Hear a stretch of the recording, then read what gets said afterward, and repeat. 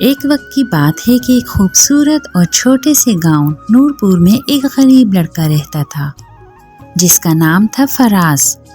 فراز کے والدین انتقال کر چکے تھے اور وہ اپنے ماموں جلال کے ساتھ رہتا تھا۔ جلال ہر وقت پیسوں کے پیچھے بھاگتا اور فراز کو نوکر کی طرح رکھتا۔ فراز دن بھر کھیتوں میں کام کرتا، پانی بھرتا، لکڑیاں کاٹتا اور کبھی کبھی بھوکا بھی سو جاتا، لیکن وہ ہمیشہ شکر ادا کرتا۔ ایک دن فراز جنگل سے لکڑیاں لا رہا تھا کہ اسے ایک بوڑھا شخص ملا۔ اس کے ہاتھ میں ایک خوبصورت چادر تھی۔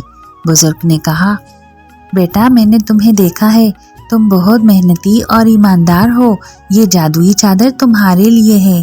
جادوئی؟ یہ کیا کرتی ہے؟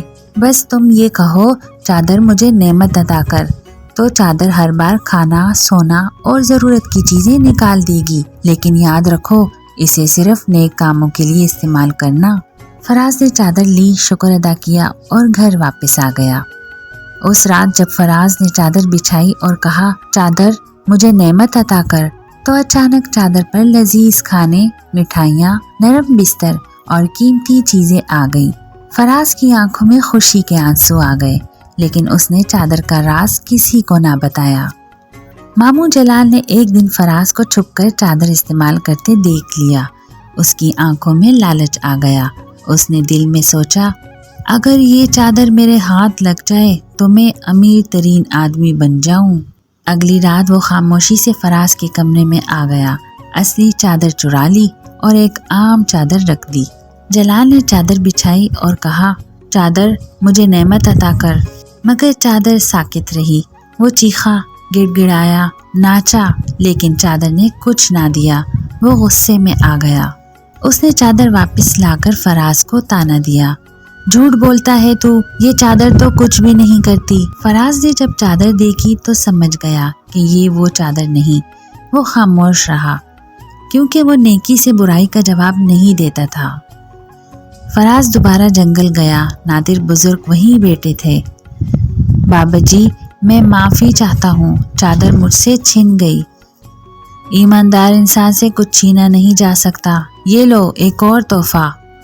انہوں نے ایک جادوئی چڑی دی اور کہا، اگر کوئی چوری کرے، دھوکہ دے تو یہ چڑی خود سزا دے گی۔ فراز چڑی لے کر گھر آیا۔ ماموں جلال نے اسے دیکھتے ہی کہا، کہاں سے لایا یہ نئی چیز؟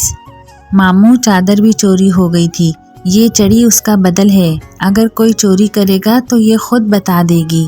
چڑی اچانک حرکت میں آ گئی اور ماموں جلال کے سر پر ہلکی چوٹیں مارنے لگی۔ جلال گھبرا گیا، ارے معاف کرو، میں نے چوری کی تھی، بس کر دو۔ فراز ہنسا اور چڑی کو روکا، میں بدلہ لینے نہیں آیا، بس چاہتا ہوں آپ اپنی غلطی مان لیں۔ ماموں جلال شرمندہ ہوا اور دل سے توبہ کی۔ اس نے فراز سے معافی مانگی اور سارا حق اسے واپس کر دیا۔ اب وہ دونوں مل کر کھیتوں میں کام کرتے، چادر کی نعمتوں کو ضرورت مندوں میں بانٹتے اور نادر بزرگ کی دعائیں لیتے۔ ایمانداری کبھی ضائع نہیں جاتی اور لالچ ہمیشہ خالی ہاتھ لوٹتا ہے۔ جو دوسروں کا حق مارے وہ آخرکار اپنا بھی حق کھو دیتا ہے۔